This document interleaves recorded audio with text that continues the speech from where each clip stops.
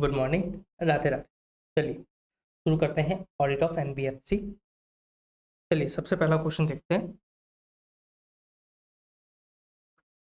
देखिए क्या बोल रहा है। एक कंपनी है Satyam private limited, engaged in trading activity and has also made investment in shares of other company and advanced loan to group company amounting to more than 50% of its total assets. However, trading income constitute majority of its total income, whether the company is an NBFC. Okay देखिए यहाँ पे अपन को क्या करना है, company का जो principal business है वो देखना है। ध्यान रखना, प्रिंसिपल बिजनेस में दो क्राइटेरिया है। एक तो आपकी जो फाइनेंशियल एसेट है, आपकी जो फाइनेंशियल एसेट है वो कितनी होनी चाहिए, मोर देन 50% होनी चाहिए। किसकी of the total assets netted off by the intangible assets. दूसरी कंडीशन क्या है, आपकी फाइनेंशियल इनकम कितनी होनी चाहिए, more than 50% of its gross income. अब ध्यान रखना, यहाँ पे क्वेश्चन ने क्लियरली बोला कि एसेट तो उसकी है ना क्राइटेरिया मीट कर रहा है, पर जो इनकम है वो क्राइटेरिया मीटर नहीं कर रही है, तो ऑफकोर्स जो सत्यम लिमिटेड है वो एनबीएफसी ट्रेडर नहीं करी जाएगी और उनको रजिस्ट्रेशन लेने की जरूरत नहीं है। देखिए क्या बोल रहा है, जो एसेट वाला क्राइटेरिया वो तो फुलफिल हो रहा है, बट जो इनकम वाला क्राइटेरिया वो फुलफिल नहीं हो रहा है, इसीलिए कंपनी को एनबीएफसी ट्रेडर नहीं किया जाएगा। नेक्स्ट क्वेश्चन देखते हैं। देखिए क्या क्वेश्चन है, Shubham and associate are going to start the audit of NBFC. They have not performed much work for the NBFC in past years. You are required to explain the requirement related to registration and regulation of a NBFC, which an auditor need to keep in his mind while planning the audit of NBFC, which could help his firm. Okay, देखिए क्या बोल रहा है। एक Shubham and associate करके है, उन्होंने है ना क्या करी है, पिछले कुछ सालों में एनबीएफसी की ऑडिट नहीं करी, मतलब एनबीएफसी की ऑडिट उनके लिए क्या है, कुछ न्यू फील्ड है, और अब वो क्या कर रहे हैं, एनबीएफसी की ऑडिट करने जा रहे हैं, तो अपन को उनको गाइड करना है वाइल ऑडिट प्लानिंग। देखिए ऑडिट प्लानिंग में अपन सबसे पहले क्या देखते थे, अच्छे से याद करिए, बिजनेस का नेचर क्या है, राइट, उसके ऑब्जेक्टिव क्या है, उसकी एक्टिविटीज वगैरह क्या है, उस पर क्या लॉ एंड रेगुलेशन एप्लीकेबल है, टर्म्स ऑफ एंगेजमेंट वगैरह क्या है, स्कोप वगैरह क्या है, राइट, उसके बेसिस पे क्या इंटरनल कंट्रोल्स होने चाहिए, इन सबके बेसिस पे अपन क्या करते थे, प्लानिंग करते थे। अब क्वेश्चन क्या बोल रहा है, क्लियरली ये क्या है, एनबीएफसी है, तो सबसे पहले ऑडिटर को क्या करना चाहिए, यहाँ पे एक तो उसकी एक्टिविटी देखनी चाहिए कि उसकी एक्टिविटी क्या है प्लानिंग में, उससे क्या होता है, डिपेंड करता है उसका रजिस्ट्रेशन, राइट, कंडीशन वगैरह। साथ में अपन को देखना है कि उसने सर्टिफिकेट और रजिस्ट्रेशन ओपन किया है या नहीं किया है, साथ में उसकी जो कंडीशन अटैच है क्या उससे कंप्लाई किया नहीं किया, ये तो एक तो अपन क्या करेंगे, इसको प्लानिंग में करेंगे। दूसरा रिक्वायरमेंट किसकी होती है, नेट ऑन फंड को लेके, किसकी होती है, नेट ऑन फंड को लेके। अगर आप क्या कर रहे हो, न्यूली रजिस्टर्ड हो, राइट, आप क्या कर रहे हो, नया रजिस्ट्रेशन ले रहे हो, तो रिक्वायरमेंट कितनी है, 10 करोड़ की, और एग्जिस्टिंग वाली है तो रिक्वायरमेंट कितनी है, 2 करोड़ की। साथ में ध्यान रखना, अगर आप क्या हो एनबीएफसी हो, अगर आप क्या हो एनबीएफसी तो आपको कंपनी एक्ट के साथ में जो आरबीआई की जो डायरेक्शन है आपको क्या करना है, उससे भी कंप्लाई करना होता है। डायरेक्शन कुछ कंपनी पे होती है, कंपनी को क्या करना होता है, डायरेक्शन से कंप्लाई करना होता है। जैसे कि कुछ प्रूडेंशियल नॉर्म्स दे रखे हैं, कुछ प्रूडेंशियल नॉर्म दे रखे हैं, जैसे कि एसेट क्लासिफिकेशन को लेके, इनकम रिकॉग्निशन को लेके, या फिर प्रोविजनिंग वगैरह को लेके, या फिर presentation of items in the balance sheet वगैरह। तो इसके लिए कुछ आरबीआई ने कुछ डायरेक्शंस वगैरह दे रखे हैं। वो डायरेक्शन कैसे देती है, मास्टर सर्कुलर के थ्रू देती है। कैसे देती है, मास्टर डायरेक्शन वगैरह के थ्रू क्या करती है आरबीआई, ऐसे है ना इंफॉर्मेशन शेयर करती है। दूसरा आरबीआई ने क्या किया है, कुछ डायरेक्शन दे रखे हैं ऑडिटर के लिए भी, कुछ डायरेक्शन दे रखे हैं ऑडिटर के लिए भी, तो ऑडिटर को क्या करना है, उससे भी कंप्लाई करना होता है। और ध्यान रखना, एक किसकी बात करी है, रेगुलेशन की, तो उसमें ध्यान रखना आरबीआई क्या बोलता है, कुछ कंपनियों को रजिस्ट्रेशन से क्या देता है, रिलैक्सेशन देता है। कुछ कंपनियों को रजिस्ट्रेशन से क्या कर रहा है, रिलैक्सेशन देता है। क्यों, टू ऑब्विएट ड्यूअल रजिस्ट्रेशन। जैसे कि मान लीजिए आप क्या हो, स्टॉक ब्रोकिंग कंपनी हो, सेबी में रजिस्टर्ड हो, या फिर आप क्या हो, इंश्योरेंस कंपनी हो, इडा में रजिस्टर्ड हो, या फिर आप क्या हो, निधि कंपनी हो, या फिर आप क्या हो, चिट कंपनी हो, राइट, या फिर आप क्या हो, हाउसिंग फाइनेंस कंपनी हो, जिसको कौन रेगुलेट करता है, नेशनल हाउसिंग बैंक वगैरह रेगुलेट करता है। तो उस केस में ध्यान रखना आपको रजिस्ट्रेशन लेने की जरूरत नहीं है अंदर आरबीआई।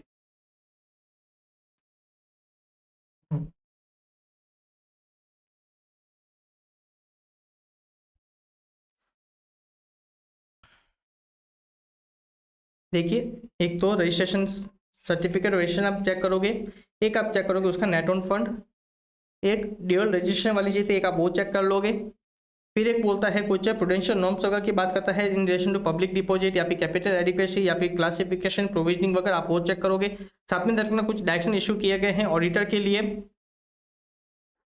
ऑडिटर के लिए भी कुछ डायरेक्शन इशू करेगा तो ऑडिटर क्या करेगा, उन डायरेक्शन से भी क्या करना है, उसको अप्लाई करना है, तो उसको भी क्या करेगा, अपनी प्लानिंग में ना इंक्लूड करेगा। नेक्स्ट क्वेश्चन देखते हैं।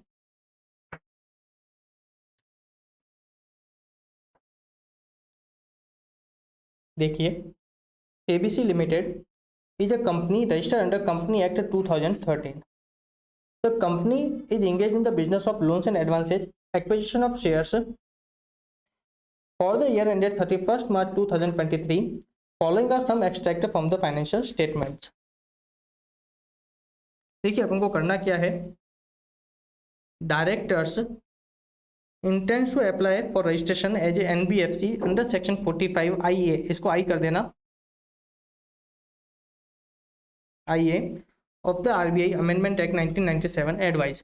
तो अपन क्या करेंगे, उस कंपनी का क्या करेंगे, प्रिंसिपल बिजनेस देखेंगे, क्या उसका प्रिंसिपल बिजनेस फाइनेंसिंग का है या नहीं। तो पहले उसकी एसेट्स देख लेते हैं। देखिए अगर उसकी लोन्स एंड एडवांसेज वाली एसेट्स कितनी है, अराउंड 400 करोड़ के आसपास है, अराउंड 400 के आसपास है। और उसकी टोटल एसेट कितनी है, 527, कितनी है, 527, 530 में से 3 गए, कितने रहे, 527।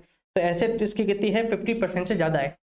दूसरी कंडीशन क्या है, देखिए उसकी फाइनेंशियल इनकम कितनी है, 52 CR, उसकी ग्रॉस इनकम कितनी है, 102। तो ये भी अगेन कितना है, मोर देन 50%, ये भी कितना है, मोर देन 50%, राइट। तो ध्यान रखना दोनों ही कंडीशन फुलफिल हो रही है फॉर द प्रिंसिपल बिजनेस। तो ध्यान रखना इस केस में एबीसी कंपनी को क्या करना पड़ेगा, रजिस्ट्रेशन लेना पड़ेगा फॉर कंटिन्यू देयर ऑपरेशन। उसको क्या करना पड़ेगा, पहले तो आरबीआई के अंदर रजिस्ट्रेशन लेना पड़ेगा। दूसरा ध्यान रखना, अगर आपको क्या करना है, आरबीआई के पास रजिस्ट्रेशन लेनी है तो आपका नेट ओन फंड कितना होना चाहिए, 10 CR का होना चाहिए। नेट ओन फंड कितना होना चाहिए, 10 CR का होना चाहिए। तो ऑफकोर्स यहाँ पे नेट ओन फंड कितना है, 10 CR का है, राइट। तो देखिए एक तो आपका नेट ओन फंड कितना होना चाहिए, 10 CR का होना चाहिए।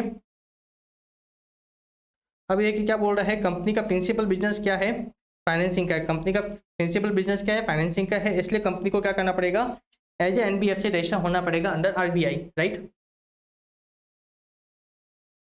चलिए नेक्स्ट क्वेश्चन देखते हैं।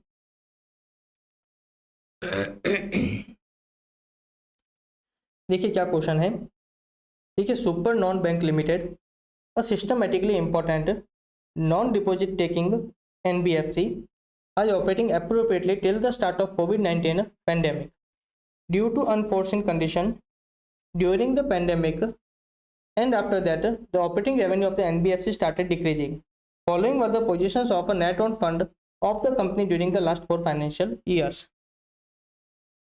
देखिए एग्जिस्टिंग एनबीएफसी है, अगर मैं लास्ट ईयर की बात करूं, प्रीसीडिंग ईयर्स की, तो उसका कितना है,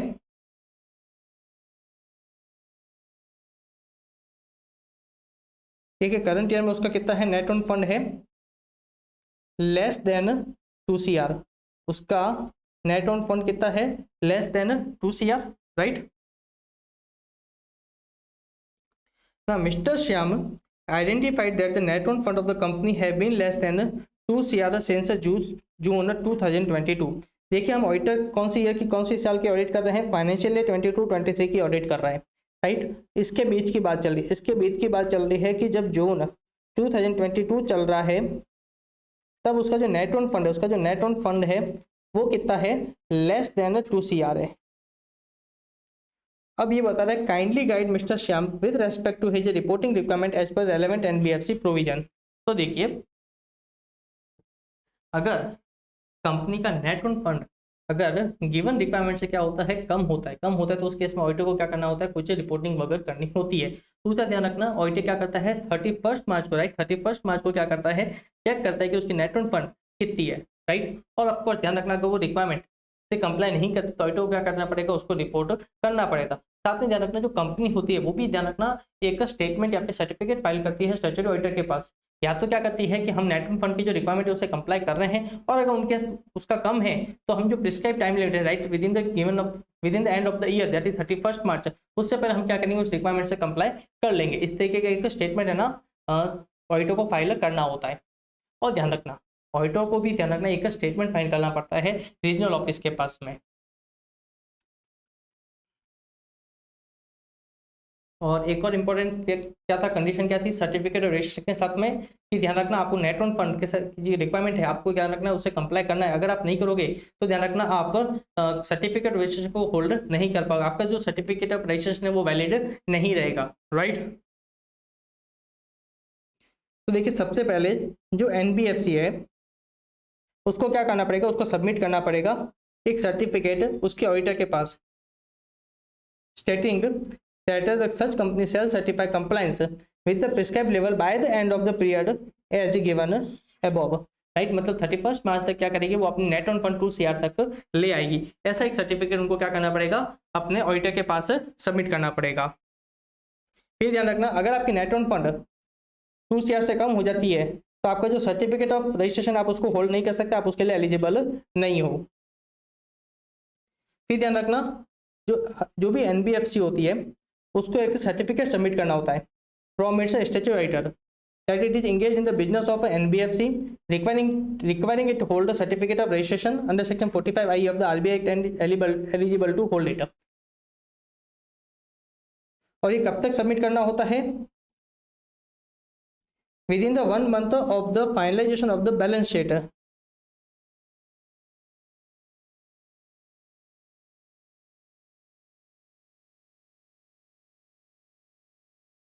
देखिए with in 1 month from the date of finalisation of the balance sheet, in any case it should not be late than the December 30 of that year, right.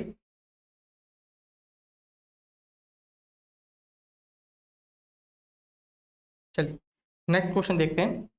देखिए नेक्स्ट क्वेश्चन क्या है, देखिए you are the auditor of MP limited NBFC registered with RBI, how would you proceed to ensure the compliance of a prudential norm direction by MP limited. तो देखिए आप उनको prudential norms बताने हैं। Prudential norm किस किस को लेकर है, देखिए एक तो है एसेट क्लासिफिकेशन को लेके, राइट, एडवांसेस के क्लासिफिकेशन को लेके, इनकम रिकॉग्निशन को लेके, प्रोविजनिंग को लेके, पब्लिक डिपॉजिट डायरेक्शंस वगैरह दे रखे हैं, राइट। साथ में ध्यान रखना अगर कोई पिछले साल एनपीए वगैरह है, राइट, अगर वो रेगुलर वगैरह हुए तो आपको देखना है कि उनके रिगार्डिंग अपन को है ना पेमेंट रिसीव हुआ है या वगैरह नहीं हुआ, उसके रिगार्डिंग कुछ क्या है, कुछ प्रूडेंशियल नॉर्म्स दे रखे हैं। तो अपन क्या करेंगे, उन नॉर्म्स को क्या करेंगे, चेक करेंगे, बेस क्या करेंगे कि कंपनी उससे कंप्लाई कर रही है या नहीं कर रही है, राइट। देखिए ऑडिटर को चेक करना है कि कंपनी इन प्रूडेंशियल नॉर्म से कंप्लाई कर रही है या नहीं कर रही। कौन सा, income recognition, income from investment, asset classification, provisioning, capital adequacy norm, ये इंपॉर्टेंट है देखना, prohibition of granting loan against its own shares. ध्यान रखना अगर आपने क्या किया है, fail to repay public deposit, in that case prohibition on further loan and investment, norms for concentration of creditor etcetera. फिर ध्यान रखना डिमांड लोन अगर आप दे रहे हो, कॉल लोन वगैरह, तो पहले आपको ध्यान रखना बोर्ड अप्रूव्ड पॉलिसी आपके पास होनी चाहिए, राइट। देखिए आपके पास एक बोर्ड अप्रूव्ड पॉलिसी होनी चाहिए। फिर ध्यान रखना classification of advance, classification of advance कौन सा था, ध्यान रखना standard, sub standard, doubtful, loss assets, right. फिर ध्यान रखना income from NPA, income from NPA realise basis पे ही आप क्या करोगे, उसको रिकॉग्नाइज करोगे।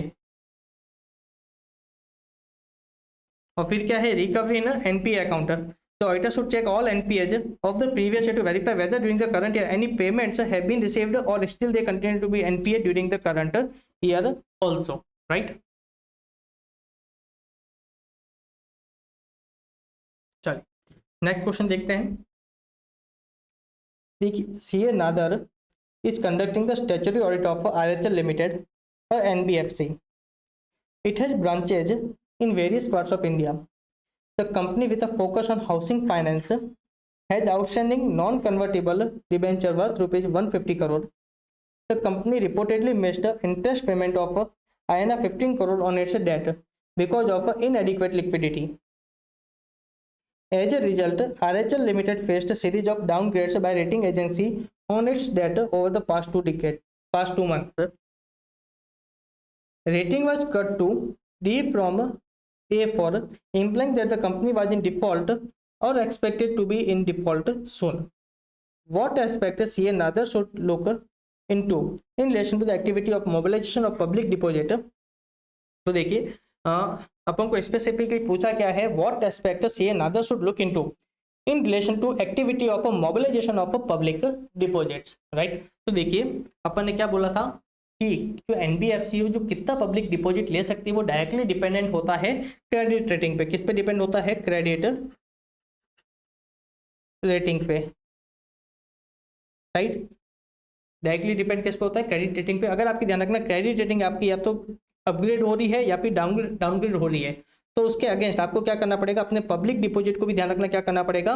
रेगुलराइज करना पड़ेगा, रेगुलराइज आपको करना पड़ेगा, राइट। तो एक तो पब्लिक डिपॉजिट के अगर अपन अगेंस्ट अपन को क्या देखना है कि क्या पब्लिक डिपॉजिट को भी रेगुलाइज किया जा रहा है या नहीं किया जा रहा है। अगर डाउनग्रेड हो रहा है तो आपको पब्लिक डिपॉजिट क्या करना पड़ेगा? कम करना पड़ेगा। अगर बढ़ रहा है तो आप क्या कर सकते हो? पब्लिक डिपॉजिट और ज्यादा एक्सेप्ट कर सकते हो। फिर ध्यान रखना, अगर आपका जो क्रेडिट रेटिंग एजेंसी है वो क्या होती है? मिनिमम ग्रेड से क्या हो जाती है? कम हो जाती है। देखिए क्या बोल रहा है, अगर आपकी जो क्रेडिट रेटिंग है अगर वो क्या हो जाती है? मिनिमम ग्रेड से क्या हो जाती है? कम हो जाती है। मिनिमम ग्रेड से क्या हो जाती है? कम हो जाती है। तो in case of investment credit company और factor NBFC, investment credit company और फैक्टर एनबीएफसी, आपको क्या देखना है? अगर आपकी क्रेडिट रेटिंग क्या हो जाती है? कम हो जाती है, बिलो द मिनिमम ग्रेड, तो उस केस में ध्यान रखना आपकी जितनी पब्लिक डिपॉजिट आपने ले रखी है वो सारी मैच्योर हो जाएगी। सारी क्या हो जाएगी? मैच्योर हो जाएगी।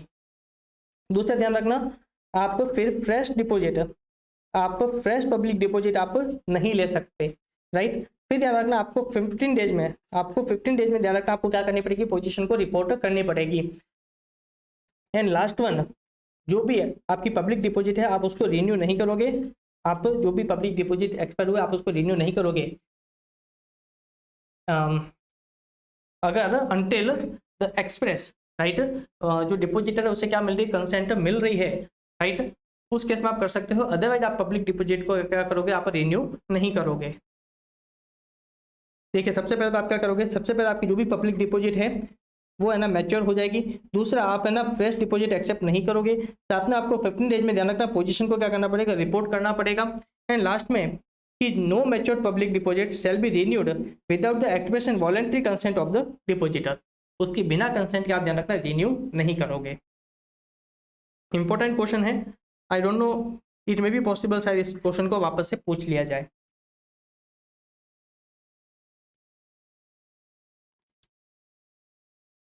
अब ध्यान रखना पहले जो ये पहले के क्वेश्चन हैं थोड़े से, जब एनबीएफसी चैप्टर थोड़ा सा अलग तरीके से प्रेजेंट होता था उस समय इंस्टीट्यूट क्या करती थी? इनको डिटेल में समझाती थी। इन्वेस्टमेंट गाइड कंपनी है या फिर जो फैक्टर एनबीएफसी है इंस्टीट्यूट, उसके बारे में थोड़ी सी डिटेल देती थी। अब जो न्यू स्टडी मैट है उसमें इतना ना इसके बारे में डिटेल है नहीं।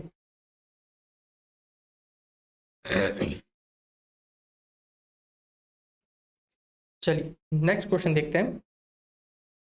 देखिए, Hg and company is a statutory audit of Ken NBFC Limited. While planning the audit procedure to be done during the audit of entity, there was a difference of opinion between Mr. H and his partner Mr. G. Mr. G is of the opinion that evaluation of internal control system and verification of registration with RBI should not be part of audit procedure as it is a part of internal audit only. Is the contention of Mr. G correct? Also state what broad areas should mandatorily become part of the audit procedure of HG and company for conducting audit of KN NBFC Limited. Okay, देखिए जो mister जी बोल रहे हैं कि आपको उस NBFC का internal control देखने की जरूरत नहीं है या फिर आपको उसका सर्टिफिकेट ऑफ रजिस्ट्रेशन देखने की जरूरत नहीं है कि ये इंटरनल ऑडिट डिपार्टमेंट का काम है। तो ऑफकोर्स मिस्टर जी का कंटेंशन सही नहीं है। आप जब प्लानिंग कर रहे हो, राइट, क्वेश्चन किसका है? ओके, कंप्लीट ऑडिट प्रोसीजर्स का काम है, राइट। तो देखिए सबसे पहले अपन क्या करते थे? बिजनेस की नेचर, उसकी एक्टिविटी की क्या करते थे? उसकी अंडरस्टैंडिंग करते थे। साथ में अपन देखते थे किस टाइप के इंटरनल कंट्रोल्स होने चाहिए depending upon the based of the activity and law and regulation applicable, right. साथ में अपन ध्यान रखना एक्टिविटी में क्लियरली देखते थे कि क्या प्रिंसिपल क्राइटेरिया फुलफिल हो रहा है। तो ध्यान रखना उन्होंने सर्टिफिकेट ऑफ रजिस्ट्रेशन लिया है या नहीं लिया। साथ में जो नेट ऑन फंड की रिक्वायरमेंट है क्या उसे कंप्लाई किया है या नहीं किया है। साथ में जो सर्टिफिकेट ऑफ रजिस्ट्रेशन के साथ में जो कंडीशंस वगैरह अटैच होती है हम क्या कहते हैं? उनको भी कंसीडर करते हैं, राइट। तो बेसिकली फर्स्ट ऑफ ऑल हमको कंसीडर करना है कि कंपनी ने सर्टिफिकेट ऑफ रजिस्ट्रेशन लिया है या नहीं लिया। साथ में उसको है ना एलिजिबल है या नहीं है उसको होल्ड करने के लिए। ये हमारी प्लानिंग का पार्ट होना चाहिए, साथ में ऑडिट प्रोसीजर का भी पार्ट होना चाहिए। साथ में ध्यान रखना हम क्या करते थे? इंटरनल कंट्रोल को भी इवेल्युएट करते थे। क्यों करते थे? क्योंकि उसके बेसिस पे हम क्या करते हैं? हमारे फर्दर ऑडिट प्रोसीजर क्या करते हैं? डिजाइन करते हैं। ऑफकोर्स इसको इंप्लीमेंट करने की या फिर डिजाइन करने की, उसको एग्जीक्यूट करने की रेस्पॉन्सिबिलिटी किसकी होती है? मैनेजमेंट की। ऑडिटर तो चेक करते हैं क्या वो इफेक्टिवली ऑपरेट कर रहे हैं या नहीं कर रहे हैं, right, for the purpose of performance of the further audit procedures. तो ऑफकोर्स ये दोनों ही चीजें हमको ऑडिटर को कंसिडर करनी चाहिए वाइल परफॉर्मिंग ऑडिट प्रोसीजर। उसके साथ में ऑडिटर कुछ और चीजें भी देखता है, जैसे कि जो पब्लिक डिपॉजिट डायरेक्शन है या फिर जो प्रूडेंशियल नॉर्म्स वगैरह है, राइट, क्या कंपनी उससे कंप्लाई कर रही है या नहीं कर रही है। देखिए अपन पहले ये वाला लिखेंगे, verification registration with RBI. Auditor of course check करेगा कि उन्होंने रजिस्ट्रेशन लिया है नहीं लिया, साथ में लिया है तो क्या उसको एलिजिबल है या नहीं है, उसको होल्ड करने के लिए। साथ में नेट ऑन फंड की रिक्वायरमेंट को भी देखेगा। साथ में ध्यान रखना वो क्या करेगा, इंटरनल कंट्रोल को भी एवेल्युएट करेगा। देखिए नॉर्मली ये रेस्पॉन्सिबिलिटी किसकी है, इंटरनल कंट्रोल के रिगार्डिंग मैनेजमेंट की है। ऑडिटर क्या करता है, ऑडिटर को उसकी अंडरस्टैंडिंग लेनी चाहिए इसकी अकाउंटिंग सिस्टम और इंटरनल कंट्रोल की, in order to determine NTE of as further auditor procedures. साथ में ध्यान रखना ये एक और स्पेशल केस आपने क्लियरली डिस्कस किया था, ध्यान रखना एनबीएफसी का काम मेनली क्या होता है, फाइनेंसिंग का होता है, एडवांसेज वगैरह देना, लोन्स वगैरह को देना, राइट। तो ऑडिटर पर्टिकुलरली देखेगा कि एडवांस वगैरह के रिगार्डिंग प्रॉपर इंटरनल कंट्रोल का है ना सिस्टम इंप्लीमेंट किया है नहीं, क्या वो इफेक्टिवली ऑपरेट कर रहा है नहीं क्या कर रहा है, क्या कंपनी टाइमली बेसिस पे फॉलोअप करती है नहीं करती, क्या क्रेडिट के रिगार्डिंग प्रॉपर अप्रेजल सिस्टम है या नहीं, सैंक्शनिंग की है ना पावर प्रोसेस है या नहीं ऑर्गेनाइजेशन वगैरह को लेके, राइट। तो ध्यान रखना जो कंटेंशन है मिस्टर जी का वो सही यहाँ पे नहीं है। चलिए अपन नेक्स्ट क्वेश्चन देखते हैं क्या, write short note on classification of fraud by NBFC. Okay बड़ा डायरेक्ट क्वेश्चन है, राइट। पहला तो क्या आएगा, मिस एप्रोप्रिएशन या फिर criminal breach of trust. Second कौन सा आएगा, fraudulent encashment through fraud instrument या फिर manipulation of the books of account, right. फिर ध्यान रखना थर्ड क्या है, unauthorised credit facility extended for a reward और इलीगल ग्रेटिफिकेशन। हम क्या कर रहे हैं, कोई क्रेडिट फैसिलिटी वगैरह दे रहे हैं, कोई लोन वगैरह दे रहे हैं, राइट, और हम वहाँ पे क्या कर रहे हैं, हमको कोई इलीगल हमको है ना क्या मिल रहा है, कोई ग्रेटिफिकेशन वगैरह मिल रहा है, हमको कोई पर्सनल बेनिफिट वगैरह मिल रहा है, तो उसको भी क्या बोलते हैं, फ्रॉड बोलते हैं। फिर उन्होंने क्या बोला है, negligence and cash shortage, negligence and cash shortage. तो ध्यान रखना वहां पे प्रूव होना चाहिए कि ये क्या था, ये फ्रॉड के पर्पस है, वहां पे इंटेंशन क्या होना चाहिए, फ्रॉड का होना चाहिए, राइट।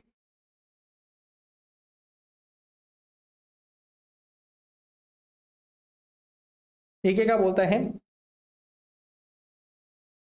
देखिए reporting as fraud is required only if the intention to cheat और फ्रॉड इज सस्पेक्टेड और prove. However fraudulent intention is not suspected proof at the time of detection. Cases of negligent cash shortage will be treated as fraud and reported if amounting more than 10,000 या फिर it's more than 5,000 and detected by management, auditor and inspecting official, not by the person handling cash, right. फिर ध्यान रखना next क्या था, cheating and forgery. उसके बाद क्या था, इरेगुलेटरी इन फॉरेन एक्सचेंज ट्रांजैक्शन, वहां पे भी अकेले ध्यान रखना, आपको देखना है कि इंटेंशन क्या होना चाहिए, फ्रॉड का होना चाहिए। एंड लास्ट में क्या था, any other type of fraud not and are covered in above points, right।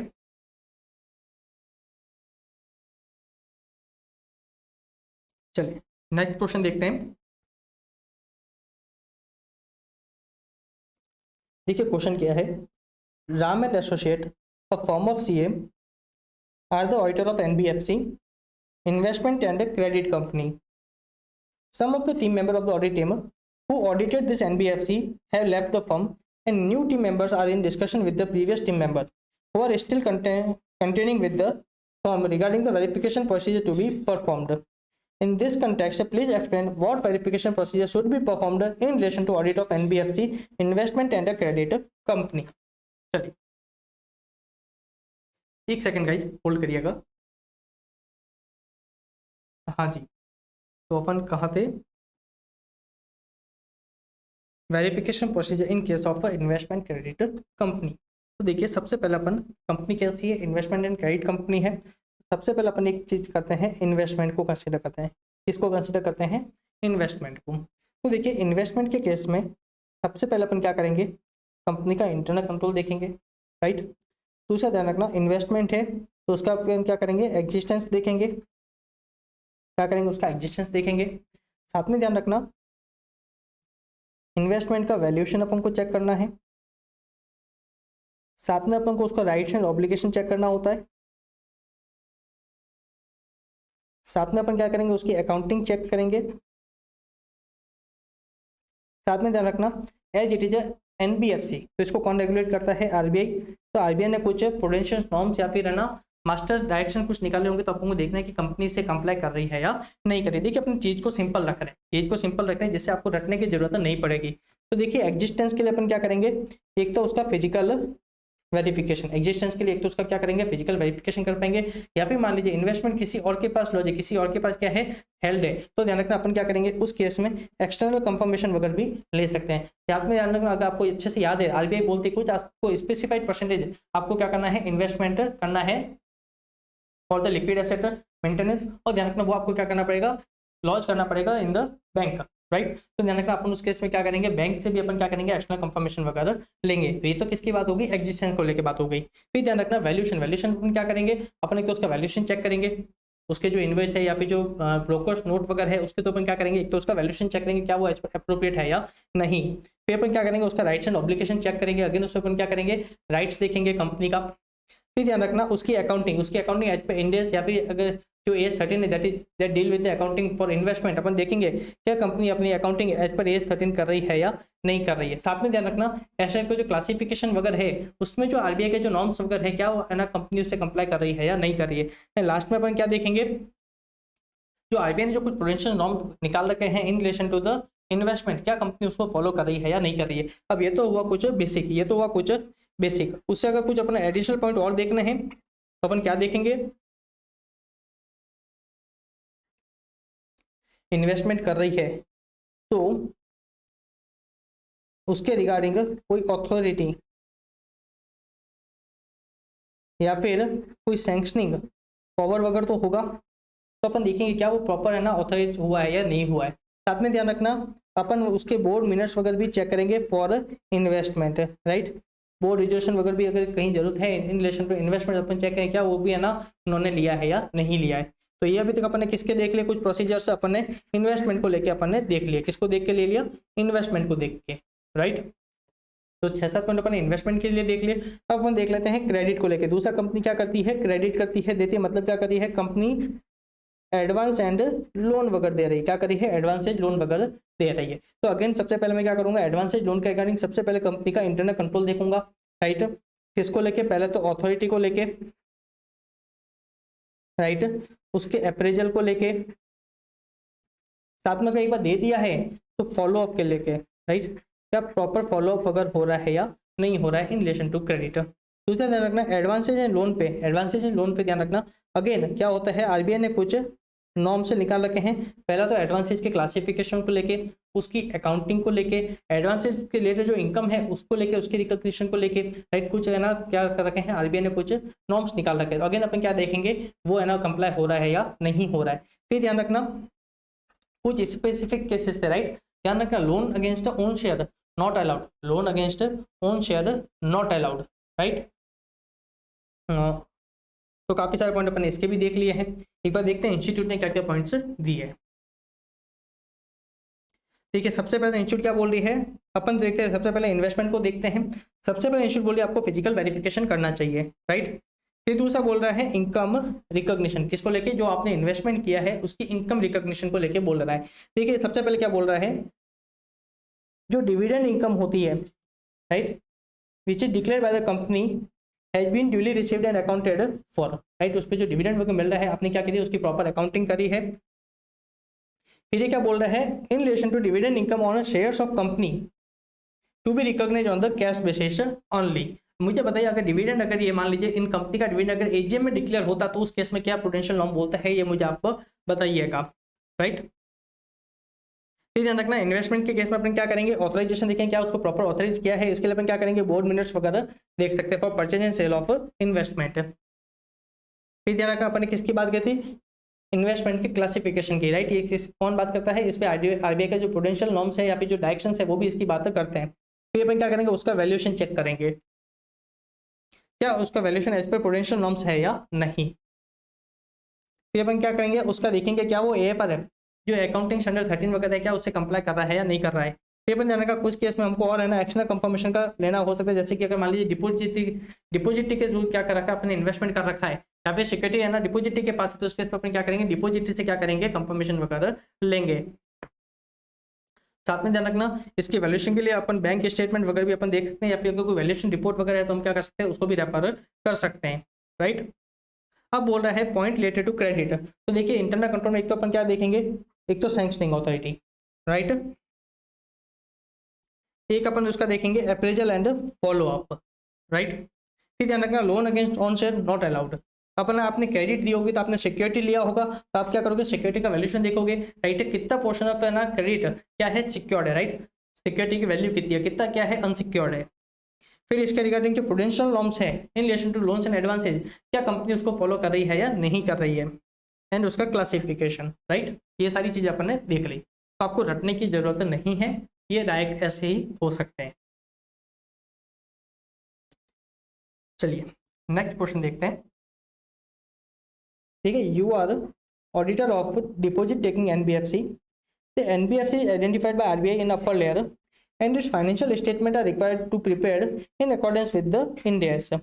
The following is extract of a statement of a P&L for the year ending 31st March 2023 in accordance with Division 3 of Schedule 3 of Company Act 2013.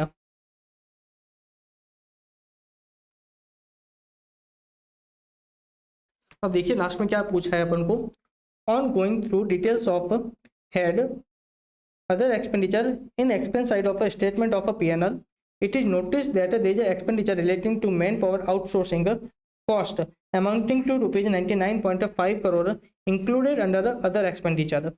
Does it meet the requirement of Division 3 of Schedule 3 of the Company Act 2013? Okay, देखिए company का एक expense है in relation to man power कितना है 99.5 करोड़, उसको separately नहीं बता के उसको कहाँ बताया है अदर एक्सपेंडिचर में, साथ में अदर एक्सपेंडिचर के साथ में बता दिया, उसको अलग से नहीं बताया है। तो क्वेश्चन पूछा क्या है कंपनी ने सही किया या नहीं किया। अगर यहाँ पे मैं देखूं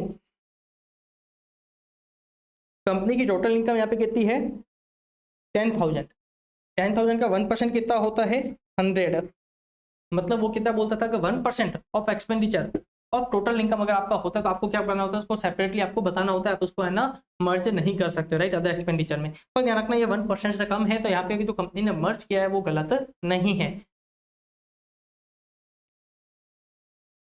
देखिए does not exceed 1% of the total income, hence it meets the requirement of Division 3 of Schedule 3 of the Company Act 2013।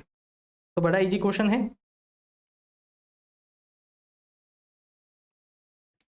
चलिए नेक्स्ट क्वेश्चन देखते हैं, ठीक है, क्या है, FinCrazy is P2P online platform owned by Future Technology Private Limited which is registered with RBI as NBFC peer to peer। अब ये बता रहा है peer to peer platform means intermediary providing service of loan facilitation via online medium or otherwise to the participants. Participants have to enter into an arrangement with NBFC P2P to lend on its platform or avail loan facilitation service provided by it. It provides only as a medium connecting lenders and borrowers. It also carries out the credit assessment and risk profiling of the participants on the platform. It also provides service relating to loan documentation and loan recovery. The company falls outside the purview of an upper layer. Where does such an NBFC fit into the accordance with the skill-based regulation? Suggest a few audit procedure for above NBFC P2P. देखिए NBFC P2P है ना, specifically mention किया था कि कहाँ पे आएगी, base layer में आएगी, कहाँ पे आएगी, बेस लेयर में आएगी, राइट। देखिए एनबीएफसी P2P कहाँ पे आएगी, बेस लेयर में आएगी। अब आपको बताना है कुछ few audit procedure in relation to NBFC P2P। तो देखिए सबसे पहले अपन कुछ एनबीएफसी को लेकर देख लेते हैं। एक तो उसका certificate of registration, type of activities, net on fund, क्या प्रूडेंशियल नॉर्म से कंप्लाई कर रही है या नहीं कर रही है, राइट। ये तो क्या होगा कुछ बेसिक प्रोसीजर हो गए इन रिलेशन टू एनबीएफसी। अब देखिए उसकी एक्टिविटी किस टाइप की है, P2P, right, peer to peer lending वाली उसकी एक्टिविटी है, राइट। तो देखिए सबसे पहले क्या होनी चाहिए, कुछ बोर्ड अप्रूव्ड पॉलिसी होनी चाहिए, राइट। चेक करेगा कि बोर्ड अप्रूव्ड पॉलिसी है या नहीं। पहला तो for arrangement with lenders and borrowers, right. देखिए लेंडर भी P2P प्लेटफॉर्म पे आते हैं और बोरोवर भी P2P प्लेटफॉर्म पे आते हैं। कंपनी ने उसके लिए क्या कर रखा है, अरेंजमेंट कर रखा है। तो उसके रिगार्डिंग पहला तो है ना प्रॉपर है ना बोर्ड अप्रूव्ड पॉलिसी होनी चाहिए, राइट। फिर ध्यान रखना कंपनी क्या कर रही है, असेसमेंट भी कर रही है, लोन रिकवरी के सर्विसेज भी दे रही है, तो ध्यान रखना उसके रिगार्डिंग भी बोर्ड अप्रूव्ड पॉलिसी होनी चाहिए। अब देखिए कंपनी जो भी सर्विस दे रही है फ्री ऑफ कॉस्ट तो होगी नहीं, उसकी कोई प्राइसिंग पॉलिसी होगी, तो उस प्राइसिंग पॉलिसी के रिगार्डिंग भी क्या होनी चाहिए, बोर्ड अप्रूव्ड पॉलिसी होनी चाहिए। साथ में आरबीआई की कोई डायरेक्शन वगैरह है, प्रूडेंशियल नॉर्म है, तो आपको उससे तो कंप्लाई करना ही है। साथ में ध्यान रखना यहाँ पे क्या है, यहाँ पे देखिए क्या कर रही है ये है ना लोन डॉक्यूमेंटेशन और रिकवरी, और दूसरी है ना एंसिलरी सर्विसेज भी दे रही है, जैसे क्रेडिट असेसमेंट हुआ या फिर रिस्क प्रोफाइलिंग वगैरह हुआ।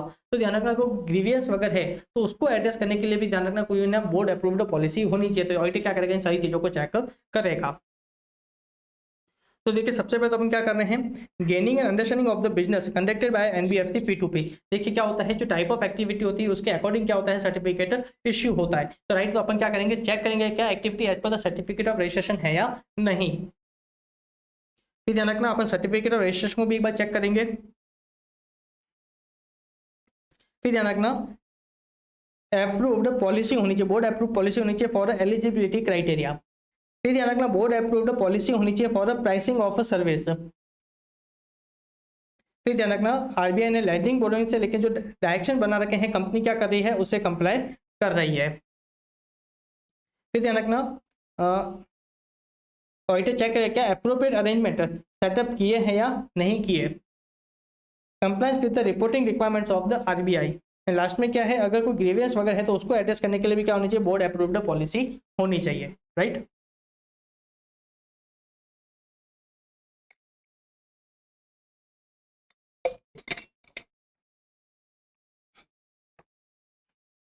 चलिए नेक्स्ट क्वेश्चन देखते हैं। देखिए नेक्स्ट क्वेश्चन है Shubham housing finance limited is in the business of a housing finance activity having asset side of rupees 800 crore. Its principal business is of providing finance for housing mainly to the individuals. It is not identified by RBI in a upper layer. Under scale-based regulation introduced by RBI, what should be appropriate classification for such a company? ये देखिए कहाँ पे आएगी, ये middle layer पे आएगी। कहाँ पे आएगी, मिडिल लेयर पे। कौन सी कंपनी है, हाउसिंग फाइनेंस कंपनी। कौन सी कंपनी है, हाउसिंग फाइनेंस कंपनी है। वहाँ पे क्लियरली बोला है कि अगर आरबीआई इसको अपर लेयर में नहीं डालती तो कहाँ पे आएगी, वो मिडिल लेयर में आएगी। वहाँ पे उसकी एसेट साइड से कोई है ना मैटर नहीं करता, उसकी एसेट साइड कितनी है उससे कोई मैटर नहीं, फर्क उससे कोई भी फर्क नहीं पड़ता। Right, now is there any specific reporting requirement under CARO 2020 for statutory auditor of a company engage in housing finance activity. Of course जो कारो का जो क्लॉज 16 है, राइट, क्लॉज 16 है वो इसकी बात करता है reporting regarding the CARO 2020, right, regarding certificate of registration, right, principal business वाला, बराबर याद है। देखिए सबसे पहले तो कहाँ पे आएगी,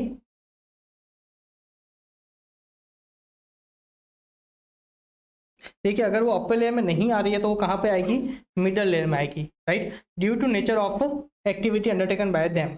फिर ध्यान रखना जो कारो का जो क्लॉज 16 है, कारो का जो क्लॉज 16 है वहां पे इसकी रिपोर्टिंग होगी किसको लेके, whether the company has conducted any NBFC or housing finance activity without a valid certificate of registration from the Reserve Bank of India as per the Reserve Bank of India Act, right।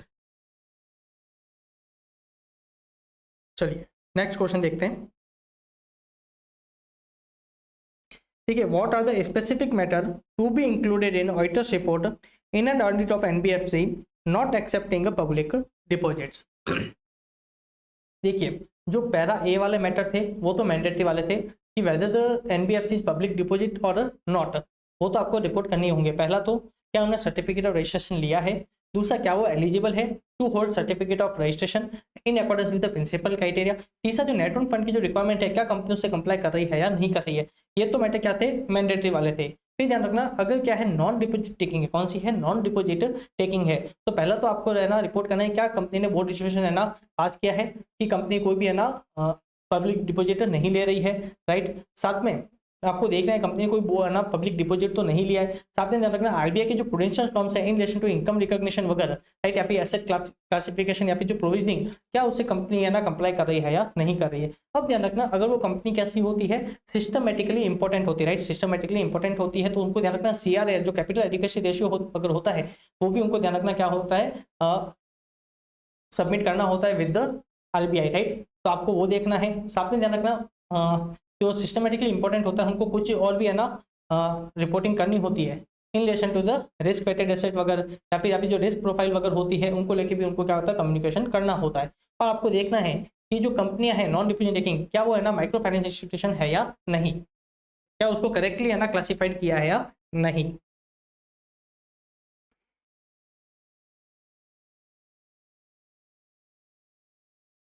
ठीक है, सबसे पहले आपको report करना है whether the company has obtained valid has obtained the certificate of registration, whether the company is eligible to hold a COR as per the principal business criteria, whether the company is meeting the required net owned funds requirement, right?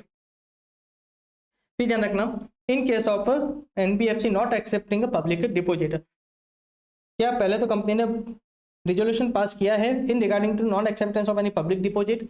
दूसरा, whether the company has accepted any public deposit during the relevant period, right. ध्यान रखना, अगर company को public deposit लेना है तो उससे पहले अप्रूवल लेनी पड़ेगी ऑफ द आरबीआई। फिर ध्यान रखना, जो प्रूडेंशियल नॉर्म से क्या कंपनी उसे कंप्लाई कर रही है या नहीं कर रही है। अब ध्यान रखना, कंपनी कैसी है, सिस्टमेटिकली इंपॉर्टेंट है। कंपनी कैसी है, सिस्टमेटिकली इंपॉर्टेंट है। तो ध्यान रखना, एक तो उनको क्या होता है, कैपिटल एडिक्वेसी रेशियो डिस्क्लोज करना होता है in the return submitted to bank. तो क्या वो करेक्ट था, क्या वो in compliance with the CRAR as describe by the bank. RBI क्या कहती है, CRAR है ना, डिस्क्राइब बताती है कि मिनिमम CRAR कितना होना चाहिए, तो क्या वो CRAR है या नहीं, राइट। फिर ध्यान रखना, उसके साथ में आपको कुछ और भी है ना करना होता है, whether the company has furnished to the bank the annual statement of capital fund, risk asset exposure या फिर risk asset ratio with the stipulated period. And last one, whether the NBFC has been correctly classified as a micro finance institution. अभी बहुत ही direct question है, एक बार इसको फटाफट read कर लेते हैं। नेक्स्ट क्वेश्चन को क्या है, देखिए, write a short note on the following categorisation of NBFC carrying out a specific activity. तो सबसे पहले कौन सा अपन देखते हैं, बेस ले। बेस ले में कौन सा था, एक तो एनबीएफसी P2P, एक एनबीएफसी अकाउंट एग्रीगेटर, एक कौन सा था NOFSC, राइट। एक कौन सा था NOFSC non operative financial holding company, और एक कौन सा था लास्ट में क्राइटेरिया क्या बताया था, SC एनबीएफसी, जिसका पास क्या है, कोई भी है ना पब्लिक फंड नहीं है, साथ में उसका कोई भी कस्टमर इंटरफेस नहीं है, साथ में उसका कोई भी कस्टमर इंटरफेस नहीं, तो वो कहाँ पे आएगी, बेस लेयर में आएगी। देखिए, P2P account aggregator, NOFSC, NBFC without public fund and customer interface will always remain in the base layer. फिर अपन कहाँ पे आए थे, मिडिल लेयर में थे। मिडिल लेयर में कौन कौन सी, एक तो थी NBFC deposit taking, core investment company, infrastructure finance company, housing finance company, separate primary dealer, देखिए separate primary dealer and infrastructure debt fund.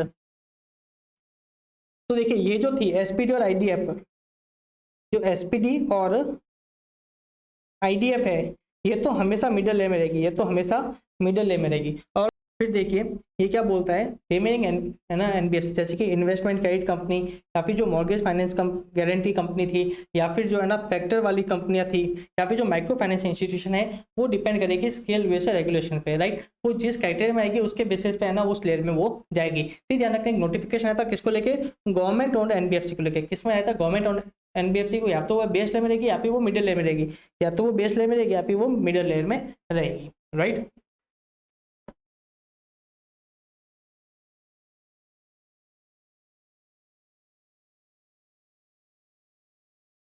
चलिए नेक्स्ट क्वेश्चन देखते हैं। Karma private limited is non deposit taking non systematically important NBFC registered with RBI. The statutory audit of company is required to give a report to board of director. What shall be the content of auditor's report to the board. ये देखिए again repeated है,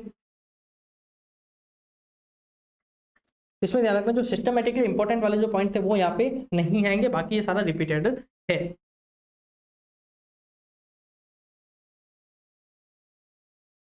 चलिए next question देखते हैं।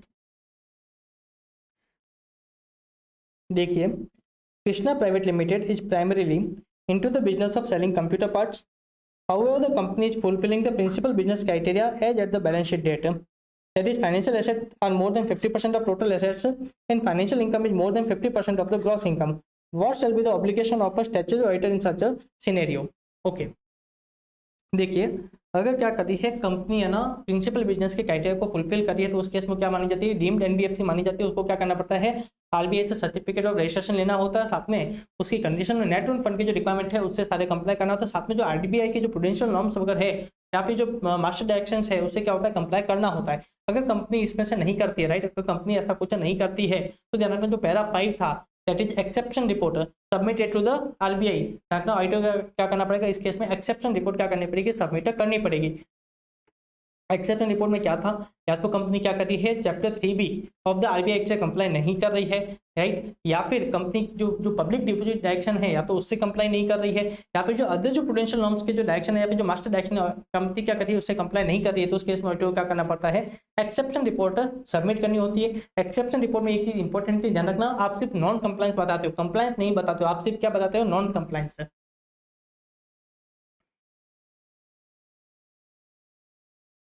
तो देखिए सबसे पहले तो क्या बोला है, जो कंपनी है इसको क्या माना जाएगा, डीम्ड एनबीएफसी माना जाएगा।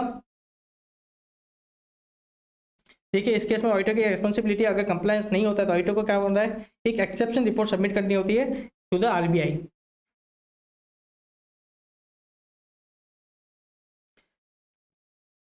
अगर नॉन कंप्लायंस है किससे, प्रोविजन ऑफ चैप्टर 3B या फिर पब्लिक डिपॉजिट डायरेक्शंस, या फिर जो दूसरे जो डायरेक्शंस है, राइट, दूसरे जो डायरेक्शंस है for the non systematically important या फिर द सिस्टमेटिकली इंपॉर्टेंट के लिए जो डायरेक्शंस दे रखे हैं, अगर आपने उससे क्या है नॉन कंप्लायंस है तो आपको क्या करना पड़ेगा, एक्सेप्शन रिपोर्ट में आरबीआई को एक रिपोर्ट सबमिट करनी पड़ेगी, राइट।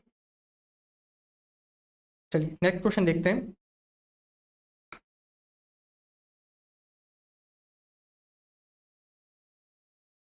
ओके ये अगेन रिपीटेड है, ऊपर वाला केस बेस्ड क्वेश्चन था, ये डायरेक्ट क्वेश्चन है।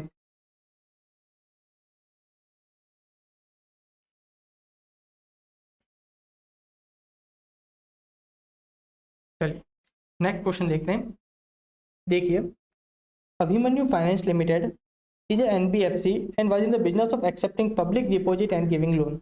The company was having net own fund of rupees 1 crore 50 lakh and was not having a registration certificate from the RBI.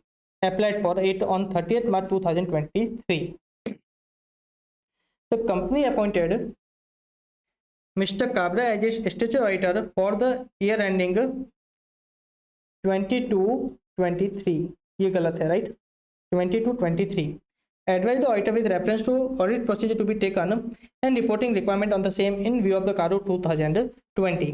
तो देखिए कंपनी इनिशियली अगर अपन मान के चलते, कंपनी स्टार्टिंग से क्या कर रही है, प्रिंसिपल बिजनेस क्राइटेरिया को फुलफिल कर रही है, राइट, और वो क्या है एनबीएफसी, और वो क्या कर रही है पब्लिक डिपॉजिट वगैरह ले रही है। तो ध्यान रखना उन्होंने सर्टिफिकेट रजिस्ट्रेशन के लिए अप्लाई कब किया है, 30 मार्च को, राइट, ईयर एंड पे उन्होंने जाके क्या किया है, अप्लाई किया है। तो एक तो ध्यान रखना ये ऑडिटर को है ना क्लॉज 16 में ध्यान रखना ये रिपोर्ट करना पड़ेगा, राइट, और साथ में आपने है ना रजिस्ट्रेशन वगैरह क्यों नहीं लिया, उसके क्या रीजंस थे, ध्यान रखना वो भी आपको रिपोर्ट करना पड़ेगा। देखिए आप कहाँ पे रिपोर्ट करोगे, आप क्लॉज 16 में रिपोर्ट करोगे। अगर आप क्या हो 45 IA में फॉल कर रहे हो तो क्या आपने रजिस्ट्रेशन लिया है या नहीं लिया है, राइट। रजिस्ट्रेशन कब जरूरी है, जब आपका प्रिंसिपल बिजनेस क्या है, फाइनेंसिंग का है।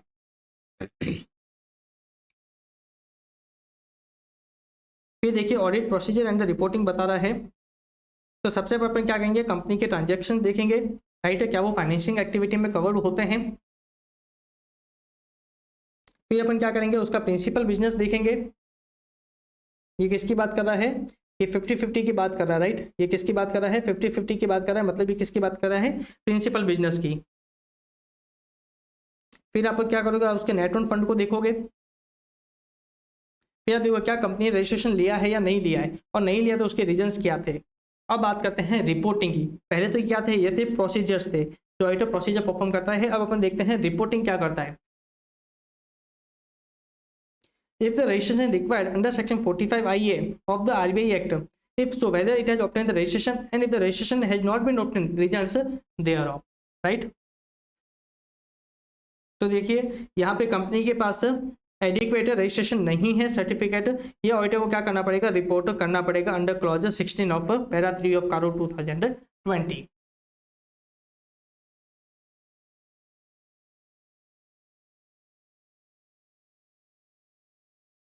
ओके देखिए क्वेश्चन ने दोनों पूछा था, आप क्या प्रोसीजर परफॉर्म करोगे और आप क्या रिपोर्टिंग करोगे, राइट। अपन ने सिर्फ इनिशियली रिपोर्टिंग का आंसर दिया था, आपको उनको दोनों आंसर देने थे कि क्या प्रोसीजर परफॉर्म होगा और क्या आपको रिपोर्टिंग करनी है।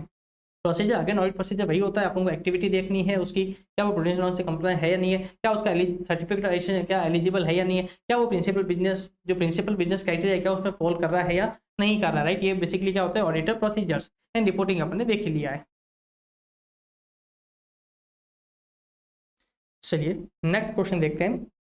ठीक है, what is a core investment company under the RBI regulation, what are the specific reporting requirement to be considered by auditor in respect of CIC under CARO 2020। Okay, देखिए सबसे पहले ये जो क्वेश्चन है ये क्या है, ओल्ड सिलेबस से है। तो ओल्ड सिलेबस में कोर इन्वेस्टमेंट कंपनी को एसएम में एक्सप्लेन किया हुआ था, नई वाले एसएम में एक्सप्लेन नहीं किया हुआ है। तो अपन एक बार बेसिकली देख लेते हैं कोर इन्वेस्टमेंट कंपनी क्या होती है। ध्यान रखना, कोर इन्वेस्टमेंट कंपनी की जो 90% जो एसेट होती है फाइनेंशियल एसेट्स, ध्यान रखना वो कैसी होनी चाहिए, इन्वेस्टमेंट वाली होनी चाहिए। देखिए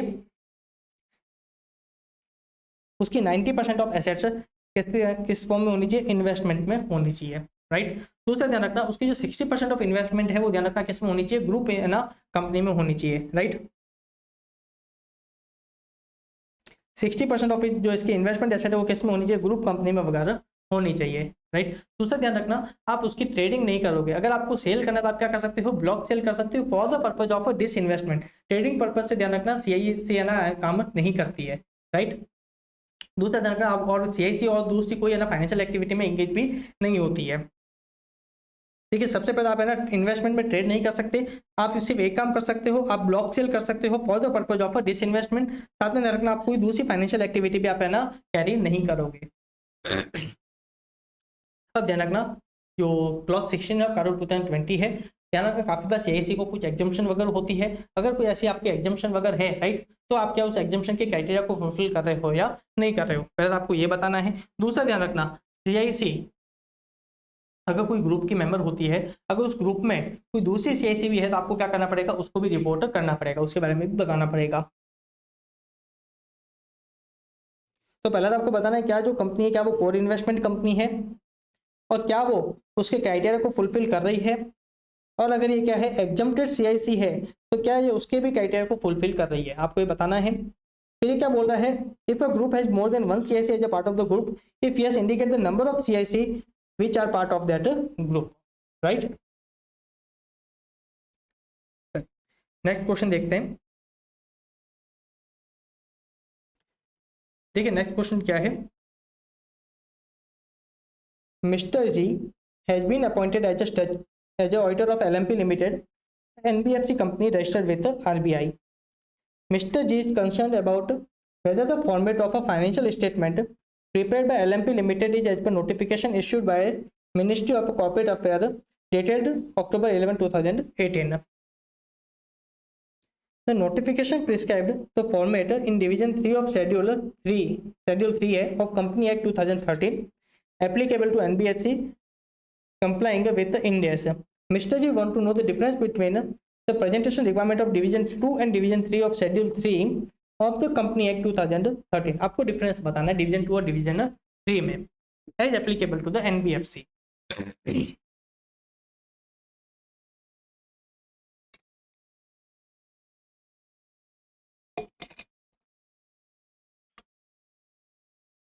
देखिए एकदम डायरेक्ट क्वेश्चन है, एक बार आपको मार्किंग करा देता हूं, इसमें कुछ भी समझाने जैसा नहीं है। तो देखिए सबसे पहले तो क्या बोलता है एनबीएफसी के केस में आप क्या करोगे, अपनी जो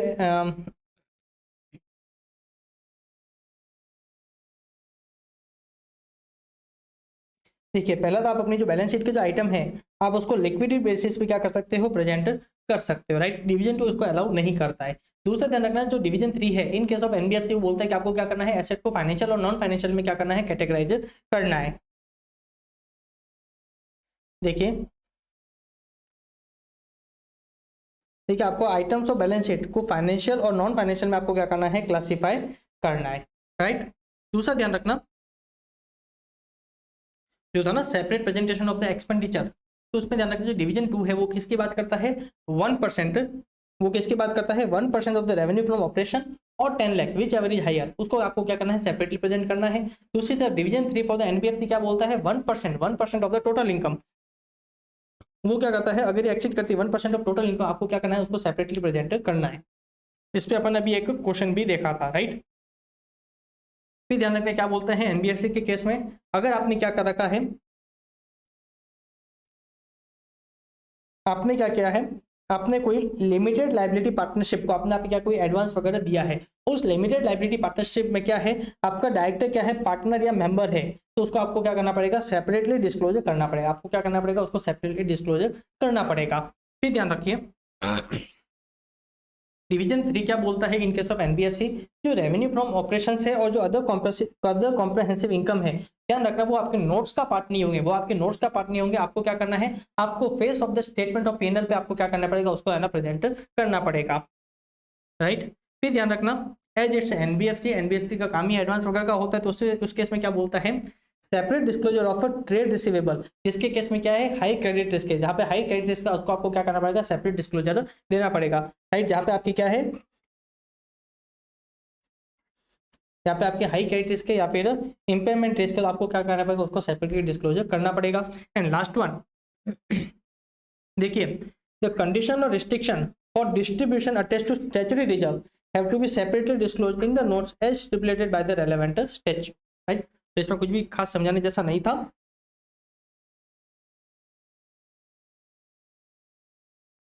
ओके, ये अगेन रिपीटेड क्वेश्चन है।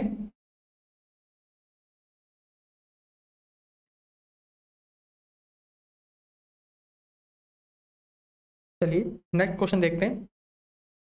ठीक है, क्या बोलता है, सुहाना a CA finance student is a part of engagement team conducting audit of a CMM Finance Limited, a listed NBFC. While going through the audit program, she noticed that it contains instructions for verification of following matter, among other things, in relation to disclosure requirement of Schedule 3 of Company Act 2013. देखिए, अपन audit form में आपको easily अच्छे से पता है कि अपन क्या करते हैं, नॉर्मल एक ऑडिट चेकलिस्ट बना के रखते हैं कि हमको क्या करना है, ये चीजें परफॉर्म करनी है। अब ध्यान रखना डिफरेंट टाइप ऑफ एंटिटी पर अपन क्या करते हैं, उसमें थोड़ा बहुत मॉडिफिकेशन करते रहते हैं। अब ये क्या कर रहा है, अपने जनरल ऑडिट प्रोग्राम को से क्या कर रही है, गो थ्रू कर रही है, उसको कुछ मैटर से मिले हैं।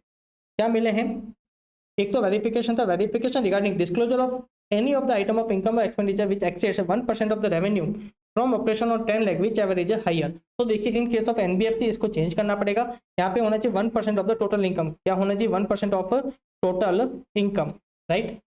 दूसरा क्या बोलता है, verification of disclosure regarding return on capital employed ratio, return on equity ratio या फिर नेट प्रॉफिट रेशियो, नहीं। इन केस ऑफ एनबीएफसी किस पे आपका ध्यान होना चाहिए, capital adequacy ratio CRAR, right, Tier 1 Tier 2 capital, liquid investment, right.